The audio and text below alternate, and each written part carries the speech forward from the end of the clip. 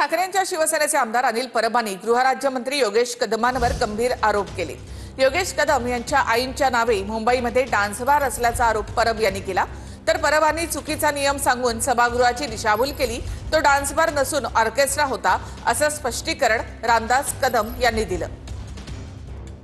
सावली bar and restaurant आहे, लाखो करोड रुपये या डान्स बार मध्ये उडवले जातात की हे परमिट कोणाच्या नावाने आहे? जे आहे हे ज्योती रामदास कदम माझ्या माहितीप्रमाणे गृह राज्यमंत्र्यांच्या मातोश्री आहेत। एक राज्यमंत्र्याच्या घरात डान्स बारचं परमिशन आहे, त्यांचं प्रिमायसिस ते आहे, कायद्याप्रमाणे ते लायबल आहेत, कायद्याप्रमाणे ते दोषी ठरलेले आहेत। या गृह राज्यमंत्र्यांचा राजीनामा मी या दोन्ही प्रकरणात मागतोय। 1990 सालापासून सावली बाग हे चालू आहे, होय, आणि ते माझ्या पत्नीच्या नावेच आहे।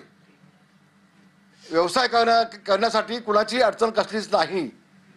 त्यामध्ये ते बाग एका शेट्टी नावाच्या व्यक्तीला आम्ही चालवायला दिलं आहे 30 वर्षापासून। अनिल परब यांनी डान्स बाग आहे असं सांगून आमची बदनामी करण्याचा जो प्रयत्न केलाय तो चुकीचा दिशाभूल करणारा आणि आमची बदनामी करणारा आहे। सन्माननीय सभापतीला मी पत्र लिहितोय की चुकीचे नियम दाखवून अशा पद्धतीने एखाद्या राज्यमंत्र्याला बदनाम करता येतं का, आणि केलं असेल अनिल परबनी तर त्याच्यावरती योग्य ती कारवाई झाली पाहिजे।